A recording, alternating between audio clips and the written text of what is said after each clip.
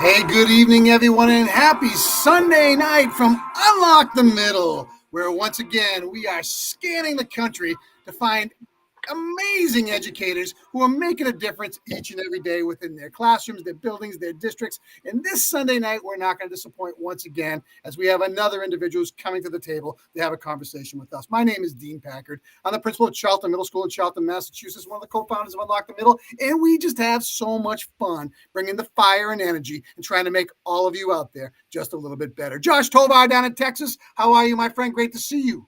Awesome. Josh Dwight, principal of Memorial Pathway Academy in Garland ISD, Garland, USA.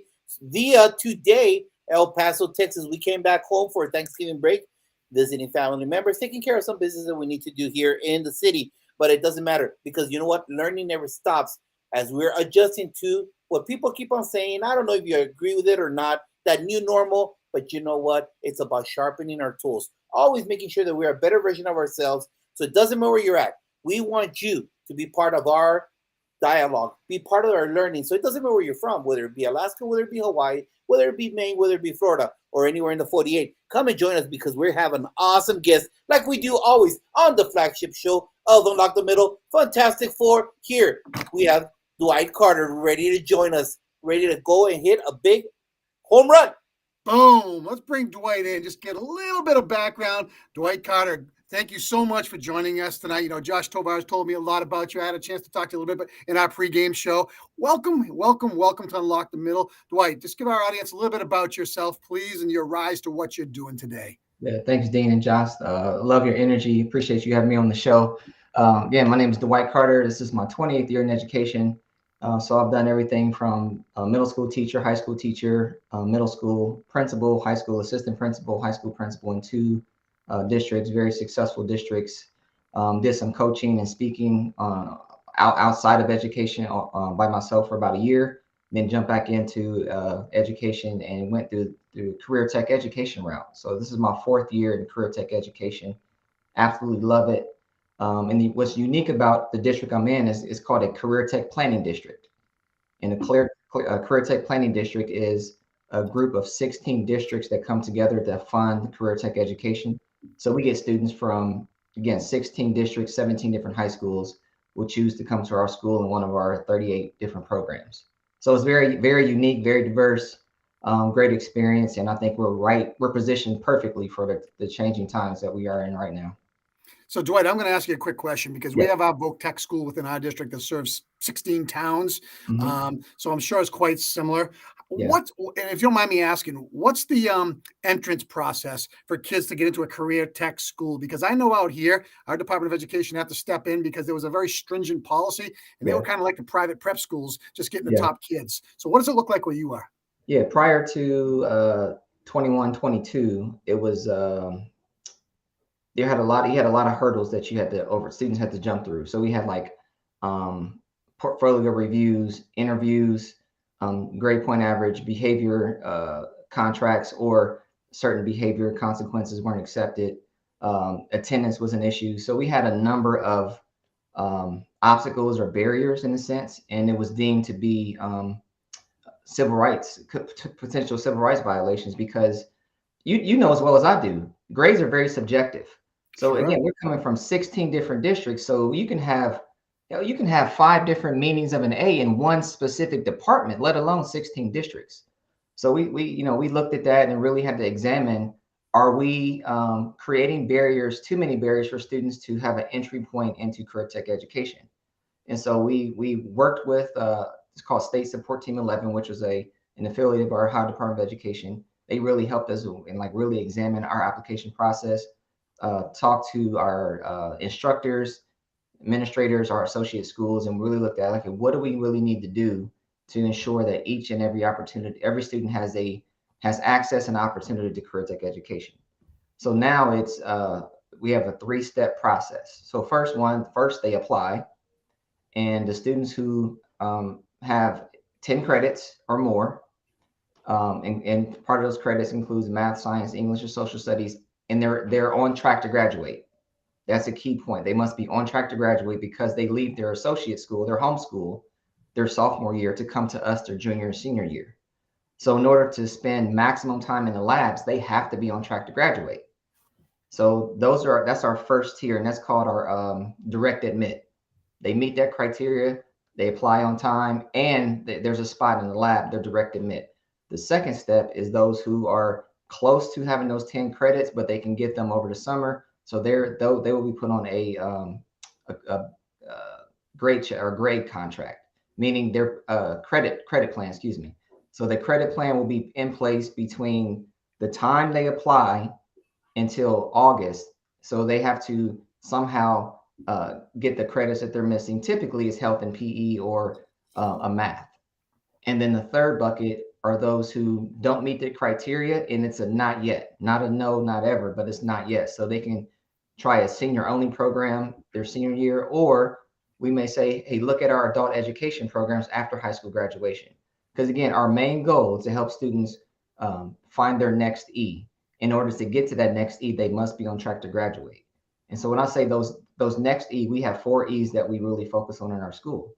The first E is education, meaning students their next E could be continuous education, either in a 2-year or 4-year university or college, or continuous credentialing in their program of choice. The second E, and these are not in any order whatsoever, I'm just going through them as they come to mind. The second E is enlistment. Some students want to go directly into the military, so we want to help them prepare for enlistment. The third is employment. Because we're career tech education, employment is always an opportunity, and the students have a chance for work-based learning as a senior. And then the fourth E is one that we're all excited about, is entrepreneurship. Students nowadays are looking for multiple ways of being successful, and it's not college only. How we grew up, guys, I think we're in the same generation, it was college or bust. Yep. Now it's college is a way, not the way. And we say the next E, not the only E. So that's our approach. Yeah, thanks for that clarification, because I did know the state put some new requirements in place to give equal access to all students, more of a lottery process than anything else. Just so it's a lottery. Some of the kids. Yeah. And our lottery is only we have a lottery in place and it goes in place if we have an oversubscribed lab. What I mean by that is there's 26 seats in each lab per year. So that means there's 52 seats per lab. Some of our labs, like for our welding, for example, we had 79 applications for 26 seats. Yeah. If the students weren't direct admit, they're going into the lottery. And so how that worked was, it just like all 79 students would go into a system, and the system would spit out a number, and those numbers, once they hit 26, they fill that lab. So it's a good problem to have, but it's still a barrier, because if we only have one welding lab, one welding instructor, and it's a popular lab, some students just won't get that opportunity those 2 years. So there's a downside to that as well. Understood. Yeah. And again, it's all funded in a special way that doesn't allow everybody to have all the resources to get what they want. And their public schools that they come from don't have those programs in place. No, so that's the beauty of it. Career tech education is very expensive, but we're also very specialized. And so we understand that. And again, I come from a comprehensive high school. One, the district I'm living in now, and another one's a neighboring district. Those two districts also send students to my district, Eastland Fairfield Career Technical School District. And there's no way comprehensive schools can fund all of the career tech labs that are available. It's just too expensive. That's why they pull the resources together, and we can specialize in those particular labs that a comprehensive can't do.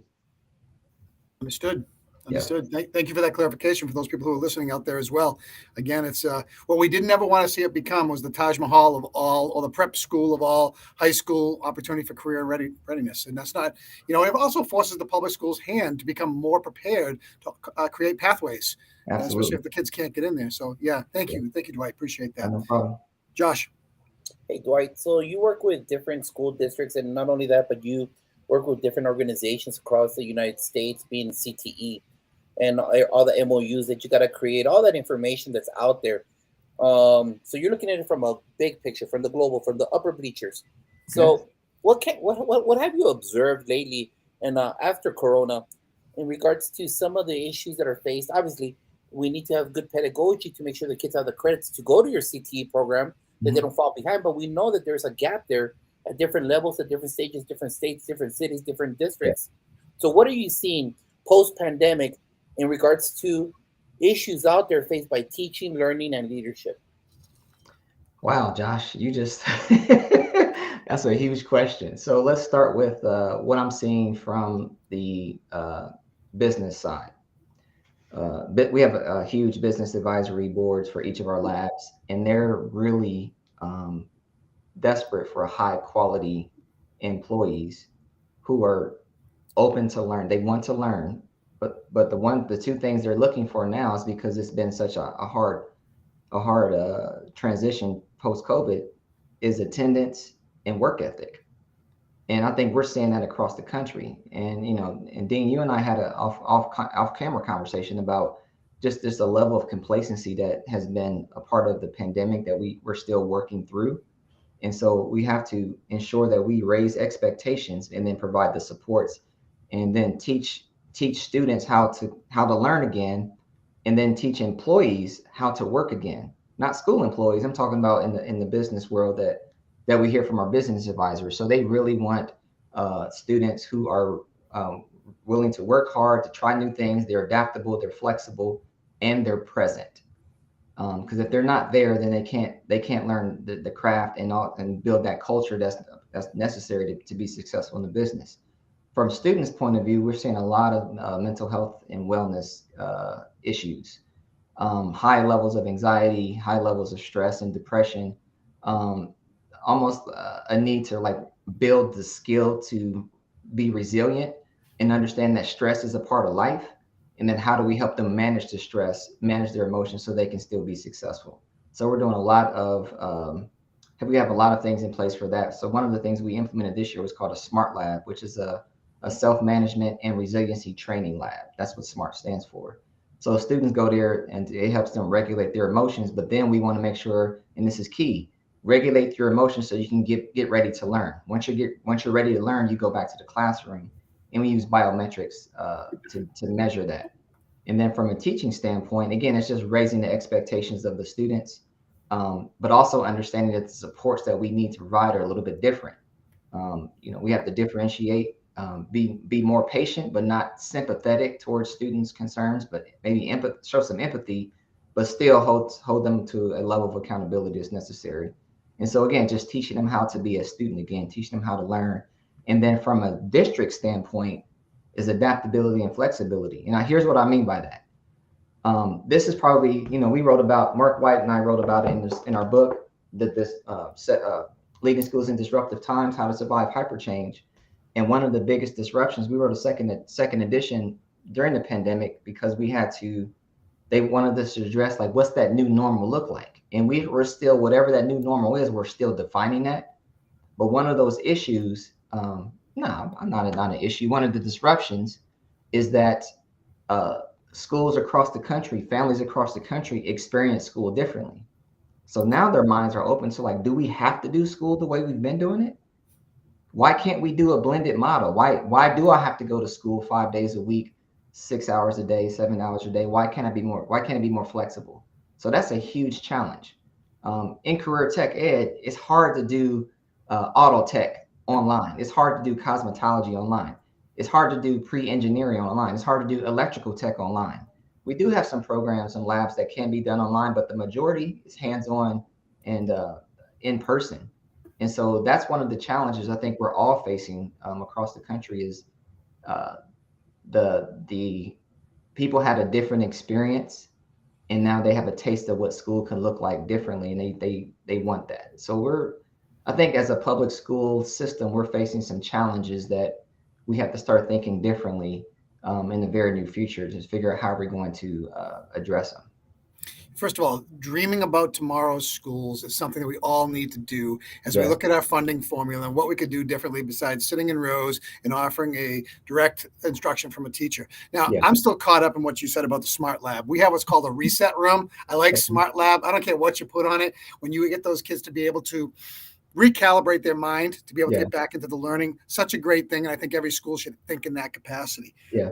And I'll also go back just to piggyback on what you said, with the blended learning. As much as I think that blended learning works well for some, it's not for everybody. Right. There's no substitute to have a teacher giving direct instruction to a child Absolutely. and helping them work through it. However, I have known kids who have benefited from the isolation of being able to do their personalized learning online. And again, we're a public school setting. We should be able to look at kids and what their needs are and make those determinations that best fit their growth. So I'm going to get off that soapbox for a second. Let's talk about equity, okay? We talked about equity a little bit when I asked you about to how to get into your school for kids, but equity in general is huge. It's a painstaking amount of work that we take on as leaders to ensure that we remove all barriers for all kids. So let me throw that back at you for a second and what you see as equity for you in your position and what you do right now, equity for kids.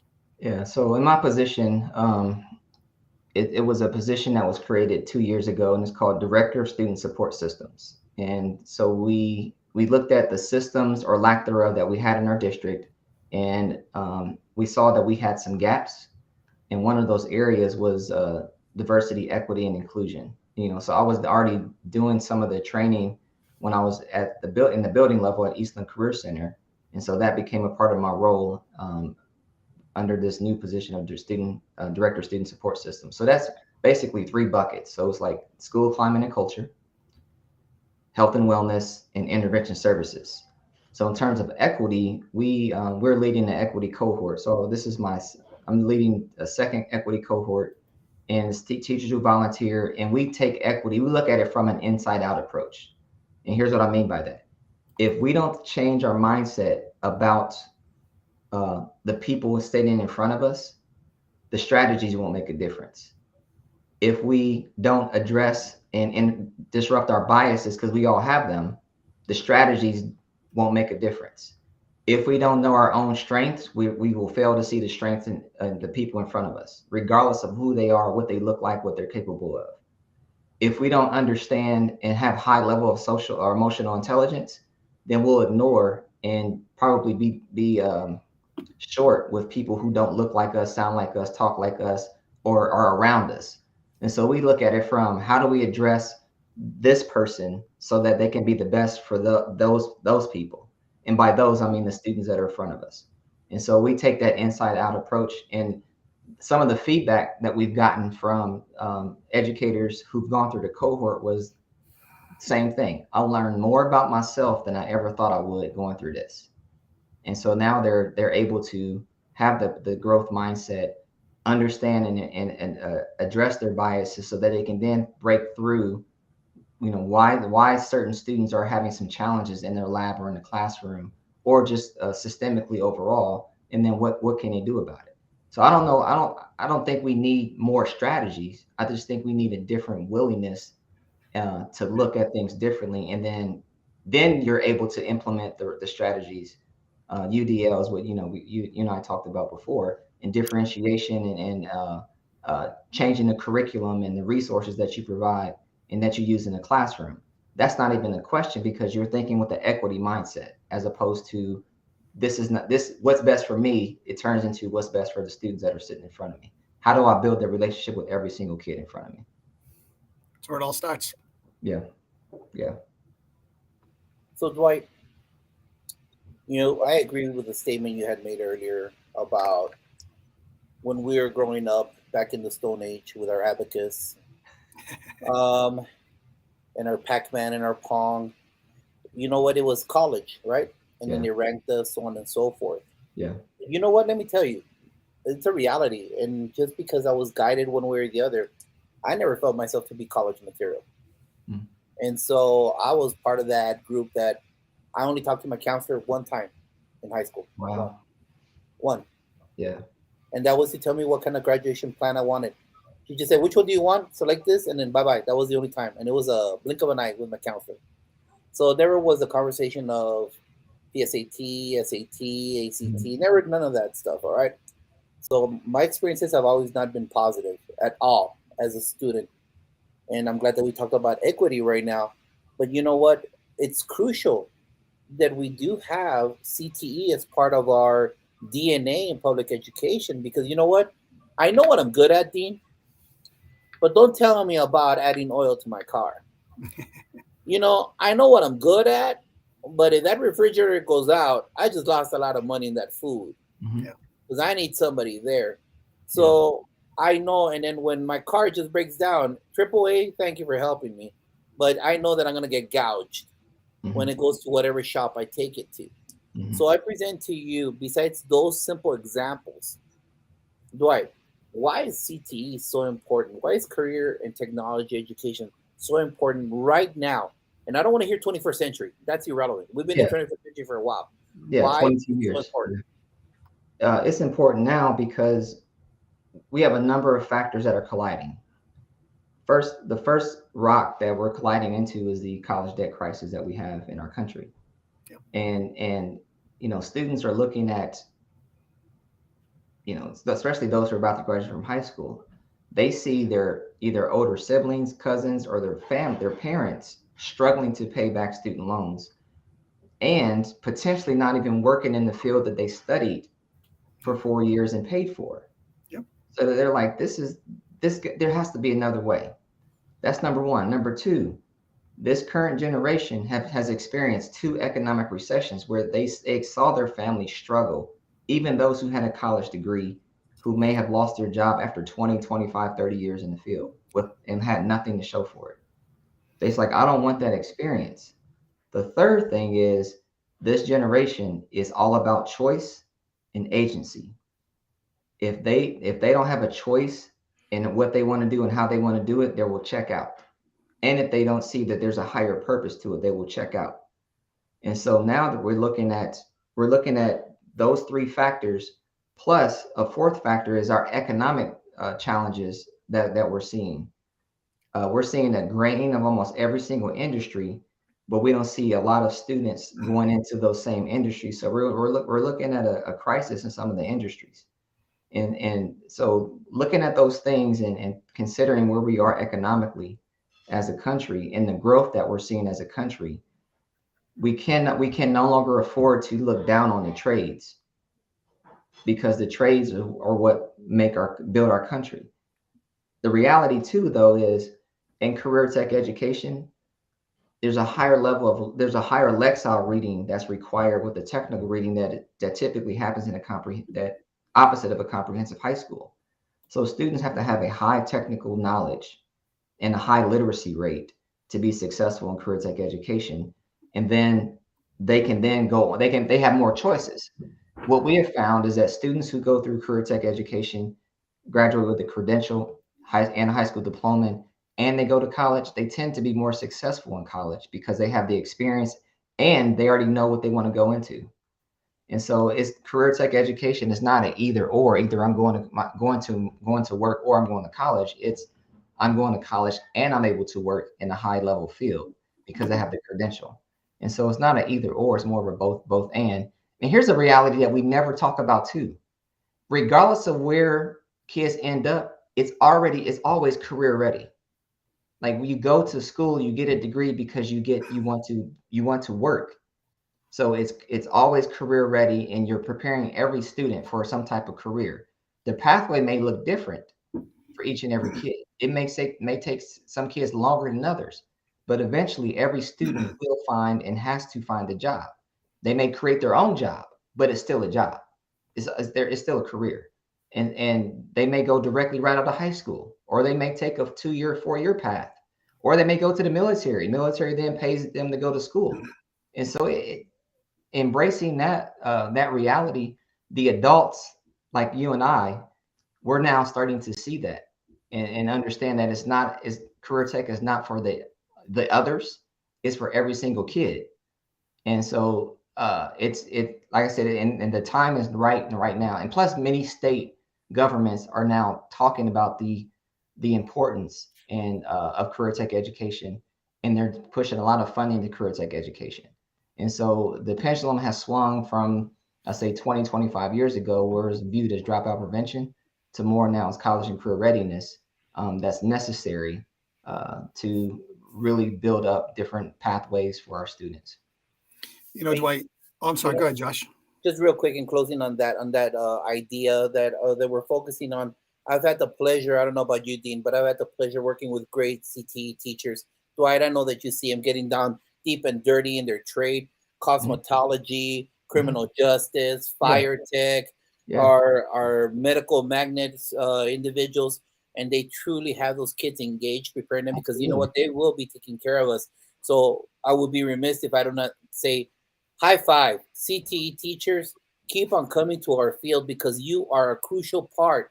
You're a crucial part to our students' education, and it doesn't matter. And it starts at the freshman level. And a lot of those CTE teachers make awesome connections with those kiddos their freshman year, and then you see them out to their job sites by the time that they're seniors. It is such a plus. So high five, CTE teachers. If you're in the business world, we need you in public education. We need you to come here because you are in the best profession that creates all the other professions, public education, and we need you out there. High five.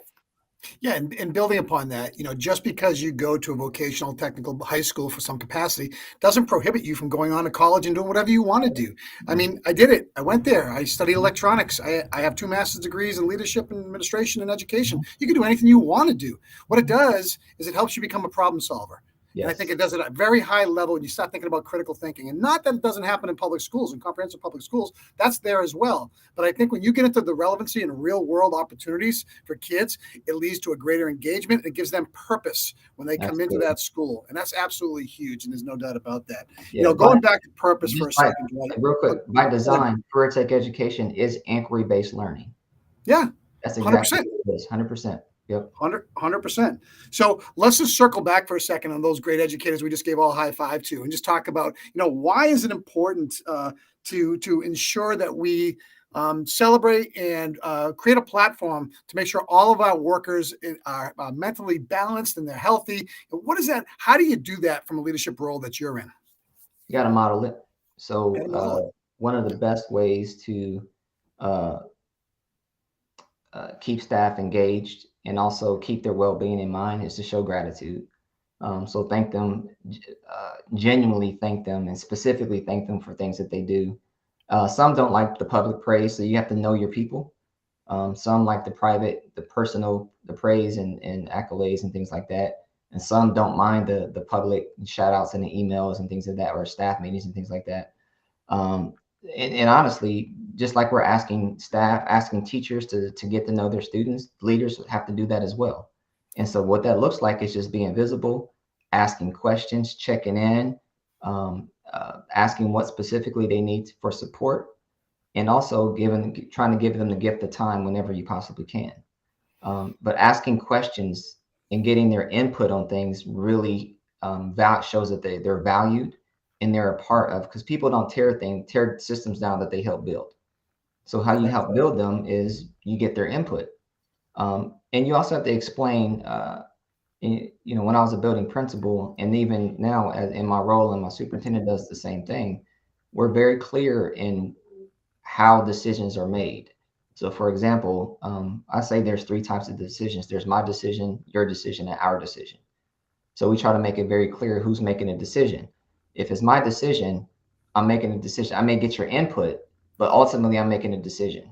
I may not take your input to implement it, but I'm getting it. If that's explained up front, no feelings are hurt. Second part is it's our decision, meaning the leader is one amongst equals. We're all together. We're making a decision. We're communicating. We're owning that decision together. The third decision is your decision. If you want my input, I'll give it to you, but ultimately you own it. You lead it, you go for it, you're driving it. I'm behind you 100%. That comes with, if it doesn't go right, you're owning that too. And so once we make it very clear on who's making that decision, and then communicate, over communicate is what my superintendent says from Patrick and Tony, constantly sharing the why behind things that we're doing. And in our district, I believe we're helping with well-being is that we're very specific in what we're doing and how that ties into our strategic plan. So the strategic plan guides the work. That way, nobody's confused about what we're doing, where we're going, why we're doing it. But one thing that I have recognized is that the pace of change is so fast now that that's creating a lot of stress and a lot of anxiety. So we have to know when to slow things down, when to take the foot off the gas pedal, but it doesn't mean we stop. It just means we may not go as fast.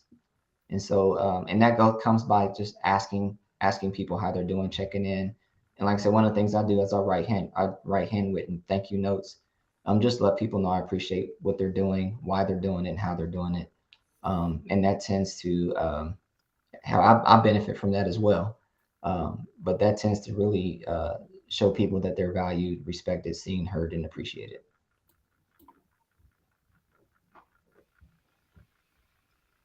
Josh, Oh, whoa. Okay. Sorry. fall asleep on me? No, I didn't. No, I had the last one. But you know what? It's about finding out about CTE, but then also the whole person, the whole individual, where we deal with the body and mind. Look, I'm an old guy, but I'm doing it because I got a 3-year-old. I'm 52 years old and I got a 3-year-old. So I got to go to the gym. Wow. Yeah. Exactly, right? Yes. Yeah. Don't laugh at me. I know someone's laughing at me over there I in have a Hawaii. 9-year-old and I'm 50, so we're A almost. 3-year-old is different. But you Very. know what? I gotta make sure I give him the best version of me when I'm 60. I gotta give him the Yeah. best version of me when I'm 65. So I gotta Yeah. maintain myself. So Yeah. after this whole closure, non-closure, and everything, talk to us about health and wellness. You know, it's hard to wake up. I do it 5 times per week. It's hard to wake up. We're part of a club with Shika, with Otis Kitchens, Yeah. 10,000 steps per day. We try to do all these things to make sure that we promote it amongst others. So talk to us about health and wellness for educators. Yeah. At first, we got to model it, and we have to get rid of the educator guilt of taking care of ourselves. So probably about 3.5 years ago, 4 years ago, I started a fitness streak is what I'll call it. Well, I decided I'm just gonna work out every day. It took the guesswork out of it. I didn't have to worry about what days of the week I was gonna do it. I just did it every day. And that looked differently. But I would lift weights 6 days a week and do cardio like specific cardio that 7 day, but I stretched as well. And I did push-ups. So at one time, I think I had 117,000 push-ups in a year. Um, and then I broke my streak on August 9th because I had back surgery. So it wasn't like I just stopped. I mean, I had a reason, and I was down for 3 months. But even after, I think it was after 4 weeks, I started back working. 6 weeks, started back just stretching, doing my push-ups again. So I started to streak back up, and then had a setback with my back. And one day I just couldn't do it. It just didn't feel right. So I stopped again. But now I started back up. And so the hardest part for me is that stopping and starting, but I had to start over, but I'm better for it. And here's why I say that. I had a long-standing back issue for 16 years. I finally had to get that repaired. And to me, I was modeling to our staff that we have to take care of ourselves physically, or we won't be around to do the things that we love. And so I communicated that message quite a bit, and I'm very public about my working out and why I do it. Again, a lot of it is selfish. I want to be around for my daughter. Plus, it just feels good to physically move my body. It makes me sharper, get that dopamine drip. So I'm much more positive. I'm much more pleasant to be around. And like I said, I feel better overall. And the more fit we are physically, the more fit we are mentally. Therefore, we can deal with the disruptions that we're facing and the challenging times that we're facing. And it builds that resiliency. So I'll look at it this way. If you can work your body through strenuous exercise, then you can also work your mind through strenuous exercise. Therefore, you're able to respond much more sharply to situations. And so everybody benefits from that. I also promote setting boundaries. And here's what I mean by that. When I was a building principal, I told my staff I'm not going to email you after 6 p.m. I think it was 7 p.m. And I'm not going to respond to emails after 7 p.m. Nor will I email you before 7 a.m.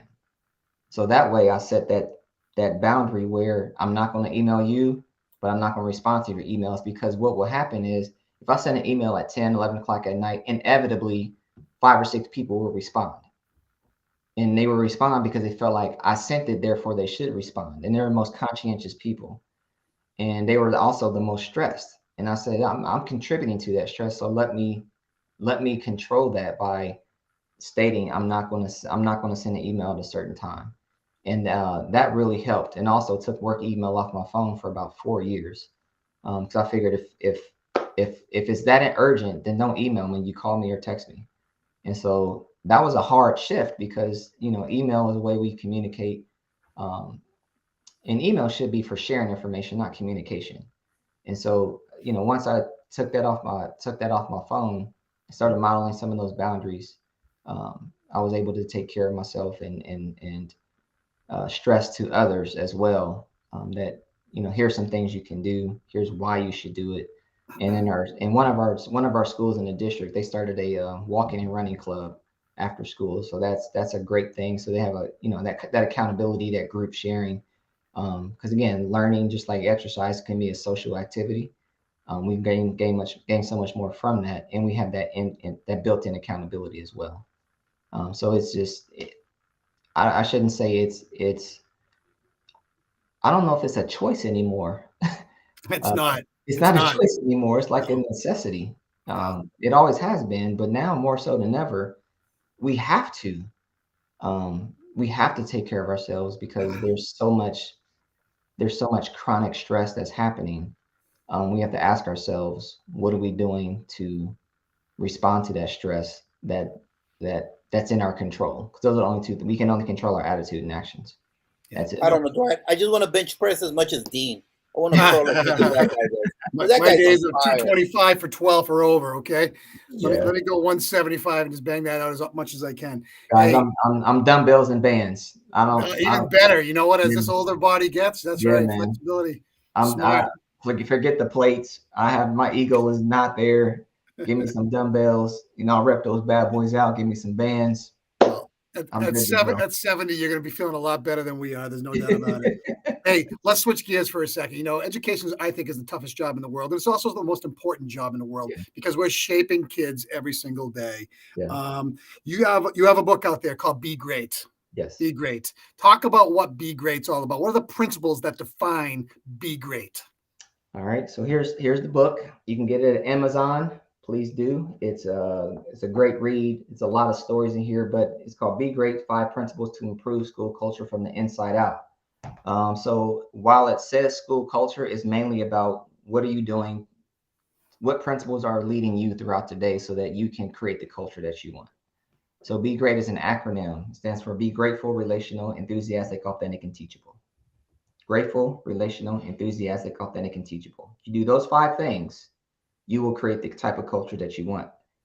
Because again, we can't control any of the things that are around us. We can't control our attitude and action. So it's all about more like personal skill development. So the more grateful you are, the happier you are. The happier you are, the better connections you can have with other people. And those connections basically boil down to, the type of relationships that you want to maintain with students and staff and families. And that goes back to how do you care for other people? How do you communicate with other people? And how do you relate to other people? So that's the relationship part. The enthusiastic piece is I looked at the Greek, the root of enthusiasm, which is entheos, which is the Greek, and it means purpose or inspire. And so when I say be enthusiastic, what I mean is be purposeful. Why do you do what you do? And then why do you continue to do what you do? Like, why did you come back to education after the 2 or 3 years that we experienced? Most of us came back is because we love what we do and we feel like we're making a difference, and we gain so much more from it. The fourth concept is being authentic. It goes back to Dean, your question about equity. If we don't know ourselves, it's hard for us to treat other people with that level of dignity. So equity or being authentic is just showing up as your true self, but you have to know who that true self is. So I'll talk about learning your character strengths, how your interaction style, your triggers, your blind spots, and then, your interest, and then bringing all that to the day to day. Because if we're in an environment where our authentic self, our authentic self is stifled, that's a hard place to be. So imagine that type of environment and type of culture exists for students. If they can't become or can't show up as they are um, and who they are, they're not going to have a high level of achievement because they don't feel like they belong. So knowing who we are, we can create that environment. And the last piece I think is most important is just being teachable, especially in today's rapidly changing times, disruptive times, as Mark White and I talk about. Being teachable just means your willingness to learn. That comes from listening, being flexible, adapting, and then taking your own professional development in your hands. So those are the 5 principles. And while it's about education, ultimately it's just about being a human. And so has some great contributors. Principal Kafele is one of the contributors. He talked about purpose or being enthusiastic. I had Principal L out of Delaware via Philly, Steve Bowler, my superintendent, Dr. Kim Miller. She wrote about being teachable. She one of her quotes is she lives in a state of continuous improvement, which I love. Like that's a great mindset. Um, who else? My leadership coach, Jack Slavinsky, he and I partnered up on our equity program. So he contributed to chapter 1. Tom Cody from Top 20 Teaching, Kim Strobel, the happiness coach. So I had a number of people from across the country, Sarah Johnson, Megan Anderson. So I'm very proud. Diane Campbell, just all these, like I said, 10 or 12 people that really told their story in each chapter. And it's a great book to really inspire, influence, educate, but also provide a plan to move forward, because there's some discussion questions at the end of each chapter that really get you thinking. I mean, they really get you thinking. It's not just a fill in the blank. It's some really heartfelt questions that came from a place of vulnerability and authenticity. And you know what, Dwight, as we absorb the 5 principles found in your book, and what can you talk to us right now, just to summarize our whole conversation, the last couple of 40 minutes? These are hard times. Yeah. We can't find substitute. We can't find teachers. Um, what the report card was nationwide in regards to our grades going down, et cetera, et cetera. Mm-hmm. So bring to the table what you feel we should do right now, and we're all leaders. The custodian's a leader, the cafeteria manager's a leader, the campus secretary is a leader, all of us in leadership positions. What can you tell us about this time and how to go through it, navigate through these hard times? First, I would say look for and highlight the positive stories that are happening every single day in schools. It's so important to do that because I think it's become easier to whine, complain, and cry about all the things that are happening in the country, and those things drown out all the positive things that are happening, because we may assume that it's normal. The good things that are happening are normal, so we don't talk about it. The reality, though, is for every, say, negative feedback that we hear or that we receive, it takes about 10 positive stories to overcome that. Yeah. So if we're in a situation where we're here just constantly bombarded with negativity, we start to believe that that's the only reality that exists. So what we can do is just look at the small, powerful moments that happen every single day that kids are in school, or every single day that there's a extracurricular or co-curricular activity going on. Like, highlight those stories, because that starts to feed the narrative that a lot of positive things are happening, a lot of growth is happening, and that's no way, shape, or form ignoring the challenges that we have. But it does make it easier for those challenges to be overcome and for us to work through those challenges. Because the positive stories give us hope and vision. And vision, as my friend Steve Bowler says, vision frustrates our presence but excites our future. And so, but we have to tell positive stories to get to that new vision that we want to create. So we're not stuck in the muck and the mire of the negativity. That's one. Another thing is continuously grow and learn.